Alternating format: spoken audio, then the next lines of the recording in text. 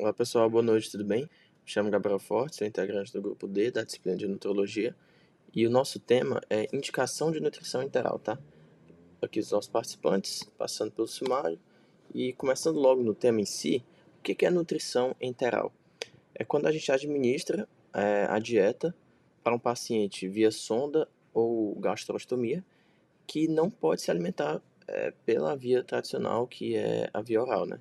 Então, seja um contexto de pós-operatório, intubação, alguma neoplasia, todos esses variáveis possibilitam a indicação da nutrição enteral, porém com algumas ressalvas, que são justamente quando é que eu posso indicar a nutrição enteral. Eu preciso desses três fatores coexistindo entre si, tá?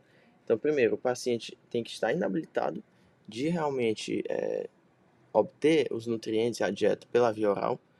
O paciente ele tem que estar com o trato gastrointestinal funcionante, então não tem sentido eu fornecer uma nutrição enteral ao paciente que não tem vias de processar aquele alimento. E por último, o paciente tem que estar hemodinamicamente estável, ou seja, ele tem que ter condições circulatórias para processar aqueles nutrientes e absorver da maneira correta, tá? Passando um pouquinho assim sobre alguns cenários em que eu vou ter indicações de nutrição enteral, como uma disfagia grave, condições até psiquiátricas, como um paciente com depressão, anorexia, seja também uma aspiração recorrente, aquele paciente que tem risco ali de broncoaspirar após a alimentação. Então, tudo isso vai entrar na decisão médica de indicar ou não a nutrição enteral, lembrando que é o profissional, o médico, né, que faz essa indicação. E aí a gente passa para as vias de administração. Primeira, a nasogástrica, em que eu insiro a sonda diretamente na cavidade nasal e ela vai para o estômago, e aí entra como indicação em pacientes que têm uma alimentação enteral de curta duração. Tem a via de administração orogástrica, em que o alimento é introduzido, a sonda é introduzida passando pela cavidade oral, indo direto para o estômago, e aí é comum lembrar dos recém-nascidos, pacientes intubados. E por último, a sonda nasointeral, em que eu insiro a sonda na cavidade nasal e ela vai diretamente para o intestino. E aí lembrar daqueles pacientes que têm risco de broncoaspirar. Então, se eu tenho ali um mau processamento gástrico do alimento, que ele tende a voltar, tende a gerar uma broncoaspiração, eu insiro diretamente a sonda, faço ela terminar ali no intestino já. E aí, a gastrostomia é uma abertura que eu crio uma comunicação entre o próprio meio externo e diretamente o estômago. Ali um orifício, um estroma, né, que chama. Então, eu uso esse tipo de abordagem para pacientes que têm dificuldade de deglutir, demência avançada. E, por último, a jejunostomia, em que a sonda ela cria uma conexão entre o meio externo e o próprio jejum diretamente. E aí, não passando pelo estômago. Então, pacientes que não têm a capacidade de processamento adequado do estômago, do conteúdo gástrico, eu insiro a sonda diretamente no jejum. Algumas fórmulas nutricionais do que eu vou administrar nessa dieta. Eu posso ter fórmulas poliméricas, que são justamente macronutrientes intactos. Então, ali é para aquele paciente que está conseguindo absorver normalmente, consegue hidrolisar direitinho. Oligomérica, eu forneço já os nutrientes hidrolisados para facilitar a absorção. Tenho fórmulas elementares, que é justamente quando eu forneço o próprio aminoácido livre, glicose, os micronutrientes, ácidos graxos. E aí é naquele paciente que tem a função absortiva comprometida, né? Eu tenho a fórmula modular, em que eu forneço um nutriente específico para a demanda do paciente, e a especializada, em pacientes com comorbidades muito específicas que eu necessito de uma nutrição enteral individualizada, certo?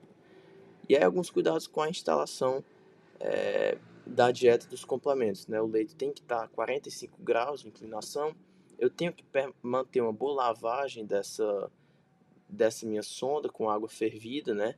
Se for uma infusão intermitente, antes de cada infusão eu fazer essa higienização. Interação medicamentosa pode acontecer, então quando tem esse risco eu interrompo a dieta 30 minutos após a alimentação. E fármacos eu administro eles separadamente, tá? Olá, meu nome é Vinícius Malheiro e eu vou dar continuidade à apresentação do nosso grupo, falando agora sobre as principais complicações associadas à nutrição enteral. Elas podem ser divididas em três grupos: complicações mecânicas, gastrointestinais e metabólicas. Inicialmente falando das mecânicas, podemos citar a obstrução da sonda, na qual, por exemplo, um medicamento administrado acaba ficando preso nesse dispositivo e impede a passagem adequada dos alimentos.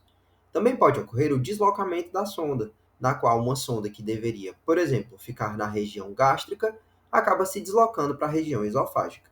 E devido à passagem de um dispositivo estranho por dentro do nosso organismo, podem ocorrer irritações ou infecções das vias aéreas. Falando das complicações gastrointestinais, os pacientes podem ter náuseas, vômitos com possível broncoaspiração e, consequentemente, pneumonia, diarreia, constipação e problemas na cavidade oral, como exemplo, cáries.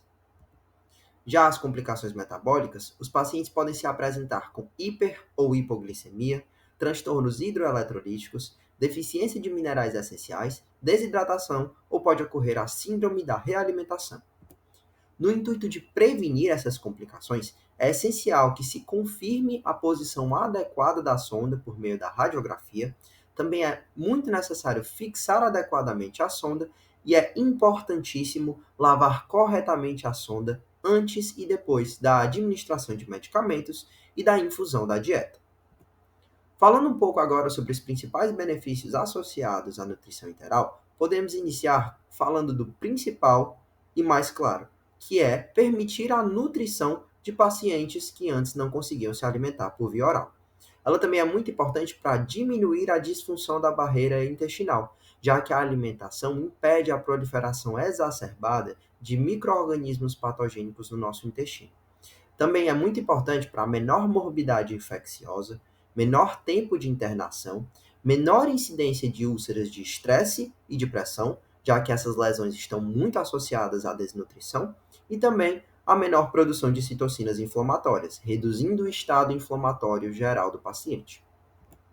Além disso, pacientes que utilizam a nutrição enteral possuem melhor recuperação cirúrgica, menor taxa de mortalidade, melhora na qualidade de vida e uma reabilitação mais curta. Concluindo a nossa apresentação, eu gostaria de reforçar mais uma vez o papel essencial da nutrição enteral para a assistência de pacientes impossibilitados de se alimentar pela via oral. Também é importante reforçar que as necessidades individuais do paciente e o tempo de uso do dispositivo guiam a escolha da sonda e quais serão os cuidados necessários. Uma abordagem multidisciplinar com adequada monitorização é essencial para permitir a eficácia e a segurança do uso das sondas. E quando bem indicadas, as sondas e a nutrição enteral contribuem muito para a manutenção e a recuperação da saúde dos pacientes. Essas são as nossas referências e muito obrigado pela atenção.